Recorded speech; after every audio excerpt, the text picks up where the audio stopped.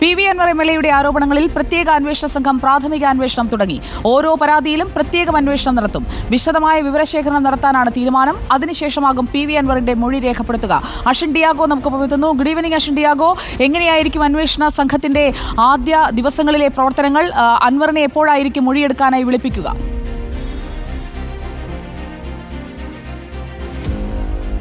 സുജിയ, P V അൻവറിന്റെ ഗുരുതരമായ വെളിപ്പെടുത്തൽ ആരോപണത്തിൽ പ്രത്യേക അന്വേഷണ സംഘത്തിന്റെ പ്രാഥമിക അന്വേഷണമാണ് ആരംഭിച്ചിട്ടുള്ളത്. ആദ്യഘട്ടത്തിൽ വിശദമായ വിവരശേഖരണമാണ് അന്വേഷണ സംഘം നടത്തുക. പി വി അൻവർ ആരോപിച്ചിട്ടുള്ള ആരോപണങ്ങളിൽ കൃത്യമായ വിവരശേഖരണം നടത്തും. അതിനുശേഷം പി വി അൻവർ തന്റെ പക്കലുണ്ടെന്ന് പറയുന്ന തെളിവുകൾ ഈ പ്രത്യേക അന്വേഷണ സംഘം ശേഖരിക്കും. അതിനുശേഷമായിരിക്കും പി വി അൻവറിനെ മൊഴി രേഖപ്പെടുത്താൻ വിളിക്കുക എന്നുള്ളതാണ് നമ്മളെ അറിയിച്ചിട്ടുള്ളത്. ഇതിൽ ഏറ്റവും പ്രധാനപ്പെട്ട ആരോപണങ്ങൾ ഓരോ സംഘം, അതായത് 5 പേരടങ്ങുന്നതാണ് അന്വേഷണ സംഘം. അതിൽ DGP ആണ് നേതൃത്വം നൽകുന്നത്. ഈ പി വി അൻവർ ഉന്നയിച്ചിട്ടുള്ള ആരോപണങ്ങൾ അത് ഓരോ ഉദ്യോഗസ്ഥരും, ഈ അന്വേഷണ സംഘത്തിലെ ഓരോ ഉദ്യോഗസ്ഥരും പ്രത്യേകം അന്വേഷണം നടത്തും എന്നുള്ളതാണ് നമുക്ക് മനസ്സിലാക്കാൻ സാധിക്കുന്നത്.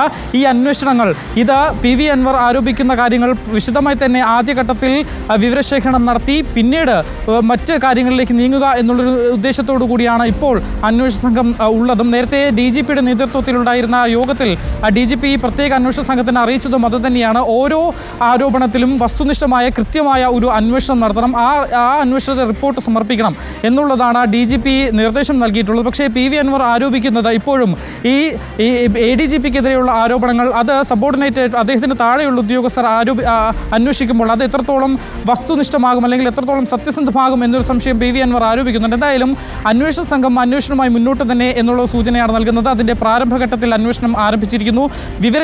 വിശദമായ ഒരു വിവരശേഖരണം നടത്തും.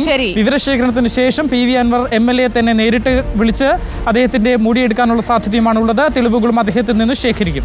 വരും ദിവസങ്ങളിൽ അദ്ദേഹത്തെ ചോദ്യം ചെയ്യും.